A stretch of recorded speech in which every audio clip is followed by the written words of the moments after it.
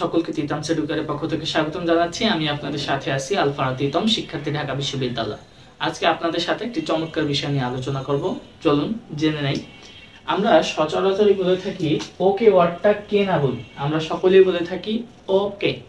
এখন আমরা জানি যে ওকে অর্থ হচ্ছে ঠিক আছে। হ্যাঁ, ওকে আমরা ঠিক আছে অর্থে ইউজ করি, কিন্তু কখনো কি ভেবে দেখেছেন যে এই ওকে এর ফুল ফর্মটা কি হতে পারে? ওকে এর ফুল ফর্ম আপনারা একটু গেস করেন যে ওকে এর ফুল ফর্ম কি হতে পারে।